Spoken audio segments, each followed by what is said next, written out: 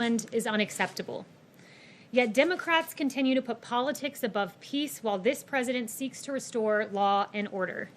Governor Kate Brown, a Democrat governor of Oregon, said that the president should, quote, stop playing politics, called law enforcement officers secret police, and likened it to, quote, a dictatorship. The governor also called on the president to get his officers off the streets.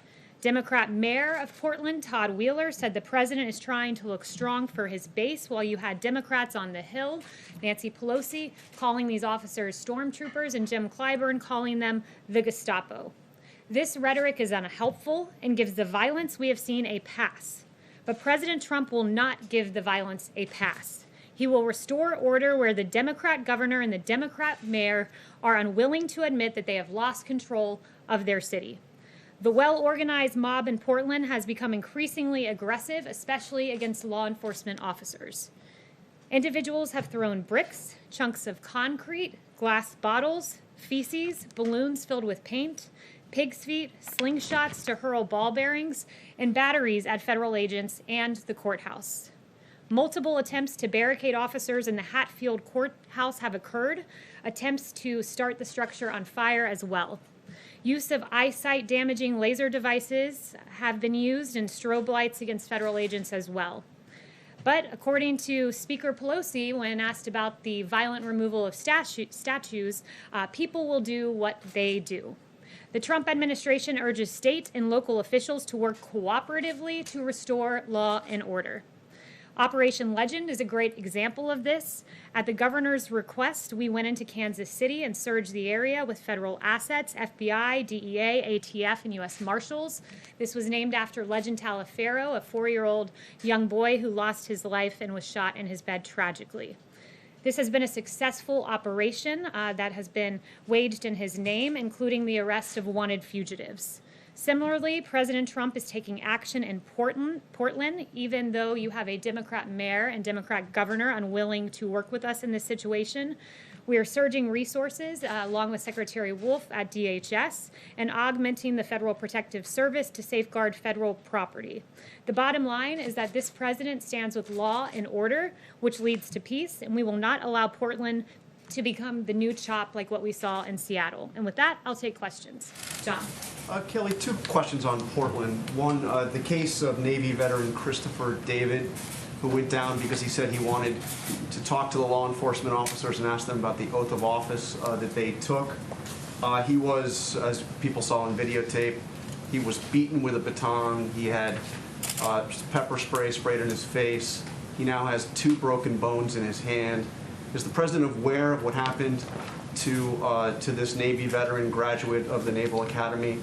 And does he condone that kind of action by these law enforcement officers? Yeah, I'm aware of the details of that situation. Haven't heard the audio of the video, though I've seen it. And I'd refer you to DHS about the extenuating details. We always encourage the appropriate use of force, and we also encourage those in the area to remain peaceful towards our law enforcement officers. And my second question is, where in the Constitution does the president derive the authority to send federal law enforcement officers to the streets of American cities against the will of the elected officials in those cities?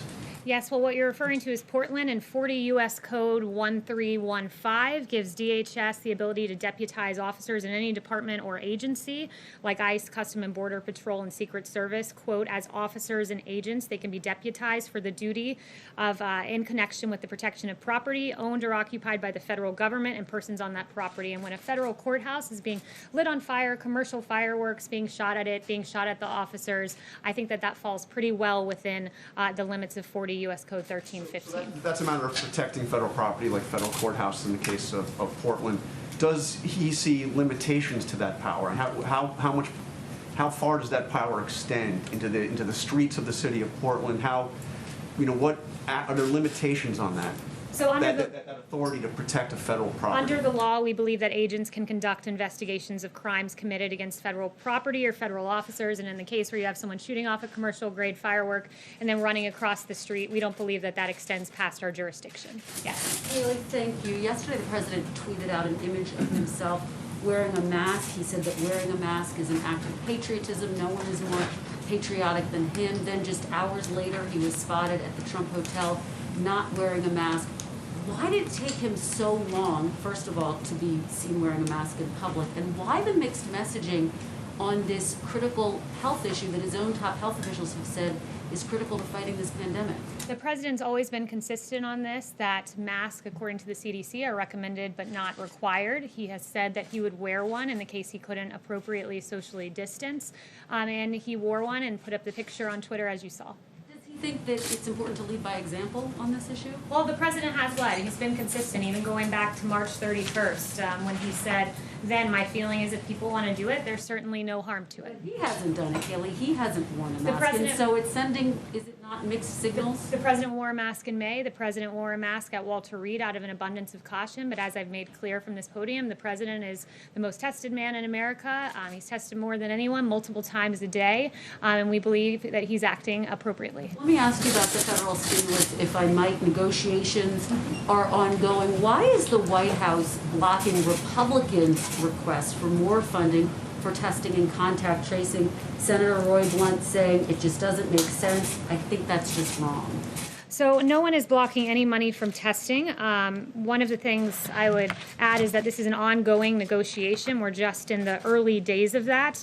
Currently in federal coffers, we have $10 billion, that's with a B, unspent, that is allocated for testing. And we want to ensure that in phase 4, there is money that is targeted for testing in the way that makes most sense. Republicans say they need that money. Is the president willing to come to the table? We're willing to put in money for targeted testing that makes sense, not just dumping money into a pot that already contains $10 billion. Kayleigh, there's very little support in Congress for a payroll tax cut, but the president keeps pushing for it. Why is that so important to him? How does a payroll tax cut help the 25 million Americans out of work when they're not getting a paycheck? Well, there are a number of things we're looking at for phase 4. And one of those things is unemployment benefits, where, as Secretary Mnuchin said, we want this to be completed before July 31st, the date that runs out. We don't want something to be an incentive where someone gets overpaid and has a disincentive from going back to work, where they get paid more on unemployment benefits than at work. So we want to be cautious about that while making sure that those unemployed are taken care of. But the payroll tax in particular goes to some of our hardest working Americans. The people that it benefits, if you look at the tax structure, are middle income and low income workers. And not only that, there's an incentive on the employer side with a payroll tax holiday that encourages them to hire more too, because it reduces their burden. So it's a very smart policy. But those are people who still have jobs. So wouldn't it be more important to focus on the people who don't if you're worried about the overall cost of this stimulus? We can focus on a number of things at once, and part of that's a payroll tax for middle and low income Americans who are out there working each and every day and making their way through as best they can. It also means unemployment benefits. It also means direct payments to Americans. So we're looking at all of that, and we would like to see all of that. The second question on the briefing today at 5 o'clock, should we expect to see members of the coronavirus task force? Will Dr. Fauci, will Dr. Birx be there? You'll have to tune in to see. Yes. Thank you. On Portland, on sending agents to Portland, as well as plans for Chicago, why are these the right people to send? My understanding, these agents often work on human smuggling, drug trafficking, things like that. Do they have the right skill set, whether it's gun violence in Chicago or quelling unrest in Portland? Well, first, let me add, they haven't been sent to Chicago. These DHS officials are currently in Portland protecting a courthouse. We do believe they're the right individuals for that, as does 40 U.S.C. 1315, the United States Code.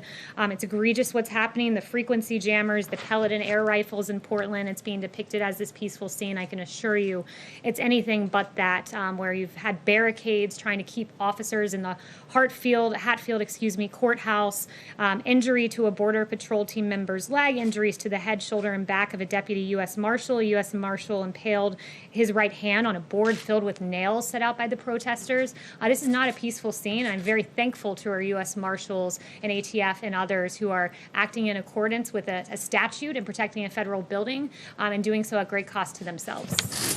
Yes. Thanks, Kayleigh. I have two questions for you on the stimulus. First, since you guys are committed to the payroll tax cut, that seems to be driving up the price tag of the whole package. So is the White House view the $1 trillion figure that's been cited by GOP leaders as a hard cap? Are you willing to sign something that would spend more than that? These are all preliminary discussions, so I'll leave it to the negotiators to decide. The $1 trillion number was cited by Secretary Mnuchin yesterday. But look, this is the beginning stages. We're looking at a number of things, but the president was very clear that he would like to see a payroll tax in there, along with liability protections, tax credits for businesses to bring people back to work and to have safe work environments, and of course, $70 billion for schools to reopen safely, at least $70 billion. And then on the testing piece, what are the long wait times that we're seeing for tests around the country suggest that we do need a massive influx of testing beyond what's unspent, and that the federal government should take more control of the country's testing program? So we do want to see more testing funding, but we want it to be targeted in a way that it gets to the right people who need testing at the right time, not just dumping money into a bucket. So we want more money. We want it to be targeted. But I'm glad you brought up the timing of the testing. I talked to Dr. Birx, and she's very encouraged by the pool testing that's being worked on. You can run 4 to 5 times as many tests in the same period of time by decreasing turnaround times at a minimum of 2/3. So if you took 3 days to get a test result, it goes down to less than 1. If it took 6 days, it goes down to less than 2.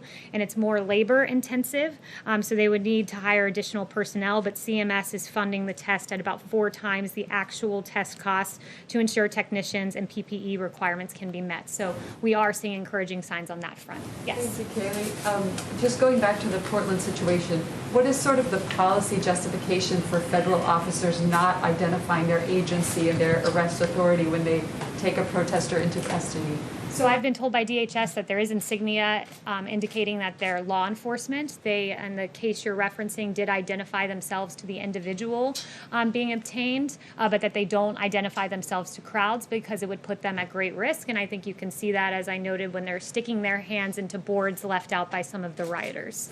Yes. Hey, Kayleigh. On June 16th, a little more than a month ago, the White House, via the Vice President, published an op-ed in the Wall Street Journal. The op-ed said that the media has tried to scare the American people about the coronavirus. It talked about low positivity rates and declining case numbers in half of the states. There have been 25,000 additional deaths since that was published. Does the White House still stand by that op-ed? And then just more generally, what happened here at the White House and the administration in the last month when the message was that this was a problem that was on the mend and being addressed, until now with the exploding cases we've seen and 141,000 deaths? Well, the White House has always been very clear-eyed that as we reopen, we would see embers and in some cases fires. We've been very aggressive in addressing that, sent out 19 teams to go to emerging hotspots. Dr. Birx has been to 9 states. She does a lot of extraordinary work on that front. So we've been clear-eyed that as we reopen, we would see embers and sometimes fires, but we're encouraged that when you look at case fatality, for instance, we're below the European Union, we're below the average of the world, and I think that speaks to our incredible work with therapeutics and our incredible work with testing, 46 million tests. The number 2 in testing in the world is India at 13.79 million. Do you still see the main problem, as the op-ed pointed out, as the media trying to scare the American people over coronavirus? I think in many cases the media has tried to scare the American people. I think there's been a deficit in reporting about the cost of staying shut down, for instance. When you have the fact that the American Cancer Society saying that during the pandemic we saw an 80% drop in cancer cases being identified, there are real costs to a draconian extended shutdown, and you never heard the other side of the health equation. You never heard that mammograms were down by 87% and colonoscopies down by 90% and drug overdoses going up month after month through the lockdown. So it was the right decision to make. The president saved 3 to 4 million lives, but it's important to note the other side of the health equation about what extended lockdowns do to the American people. Yes? Yeah, the president says he wants to send these forces to other cities like Chicago. Cities where the federal property isn't necessarily under attack. What are they going to do when they get to Chicago and these other cities with higher crime rates, higher shooting rates, higher murder rates? If the president's worried about that, what are they going to do? What are they going to arrest people with? I think you're getting ahead of the president here. Charges. He's made no announcements as to who's going where. He's very discouraged by the violence that he's seen in Chicago. It's why he sent a very strong letter to Mayor Lightfoot offering help because she's clearly unable to control her streets, and the governor as well, unable to control that area. When you see the fact that there were 49 officers who were injured in this egregious video of them being lambasted with rioters with umbrellas shielding from view that they were throwing projectiles and 49 officers injured. Not only that, the poor citizenry of Chicago, where 12 were murdered this weekend, 70 shot alone. It's incredible what we're seeing in Chicago. He's offered his help, and we encourage the mayor to take it and to be forthright about the situation in her state, much like the governor of Missouri was in working with us on Operation Legend to protect the people of Missouri. But the leaders of these cities don't necessarily want unmarked police officers patrolling their streets the way we've seen in Portland, with the premise that they're protecting federal property there. The leaders in these cities don't want this sort of paramilitary police force. They're offered the assistance of DOJ, as was done, where you've had FBI surge in the case of Operation Legend. So when you have each weekend more than a dozen people getting shot in your city, perhaps it's time, more than a dozen killed, I should say, and children, perhaps it's time to say, I need the help of the federal government because what I'm doing is simply not working when more people are dying on the streets of Chicago than Afghanistan and Iraq. It's a tragedy. What if they don't say that? Yes, Stephen. Thank you. Well, I have a question about New York on a similar topic. Yesterday, President Trump mentioned the spike in violent crime in New York and said, quote, if the governor is not going to do something about it, we'll do something about it. And I'm curious if you could explain why he's saying that the governor should do something about it rather than the mayor, and if you could also elaborate on what President Trump would be willing to do.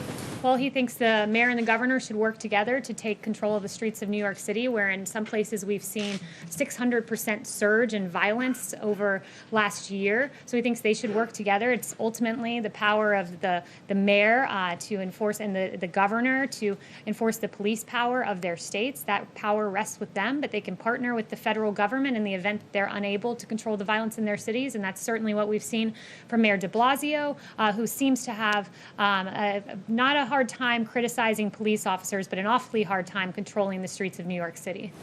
Yes. Hi, Kayleigh. Thanks so much.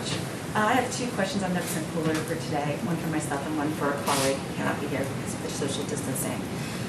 Governor Gavin Newsom was one of the few Democratic governors to bring in the National Guard and arm them after the riots and looting in early June, as compared to Seattle, where they didn't arm the National Guard. The Guard was posted at Los Angeles City Hall as a show of force, and within days the violence had quelled. Why not just invoke the Insurrection Act and have a big show of force rather than these more secretive operations? So I'll leave that to the president. We don't have secretive operations going on. It's very clear what's going on in Portland. It's very clear what's happening in Kansas City. But with regard to the Insurrection Act, look, we believe that it should be governors and mayors doing what they have the constitutional power to do. The police power rests with them. So it's up to this president whether he ever decides to invoke that. But governors and mayors really need to step it up, particularly in Democrat cities where Democrat streets are out of control. And then the one for my colleague, John Gizzi at Newsmax is asking, what are the president's thoughts on John Kasich supporting Joe Biden in his plans to appear at the convention? What was for that? him? I didn't hear the last John Kasich is supporting Joe Biden, and he plans to attend the convention and support the Democratic convention. So that would be a question for the campaign, but this president's quite proud of his record in the Republican Party and quite proud to have the support of 96% of the party, more than any predecessor in the history of the Republican Party. Yes. Thanks, Kayleigh. You said earlier that the president was tested multiple times a day. We knew he was tested daily, but can you elaborate on that? How many times a day is he tested? He's tested often. I'm not going to read out exactly how many times he's tested a day, but sometimes it is more than one time a day. Yes. Yesterday, the president said that when he was previously doing briefings, we had a lot of people watching, record numbers watching in the history of cable television.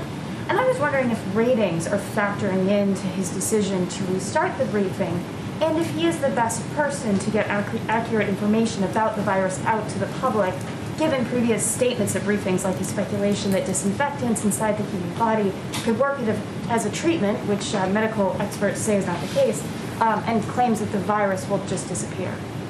Well, the president is the right person to give information to the American people. He was elected by the American people. He's been a leader on this. The fact that we've we've outproduced on ventilators, so much so that we have an extraordinary number in our stockpile, and we're giving ventilators out to the rest of the world, that we lead the world in testing, 46 million tests, more than that at this point. The fact that he's broken down bureaucracy to get a vaccine into phase 3 clinical trial, that because of him we have remdesivir and convalescent plasma and dexamethasone and other therapeutics. He's the right person to give the information to the American people, and boy, does he get the information to a lot of the American people during his briefings, as noted by the ratings, as he himself pointed out. Yes.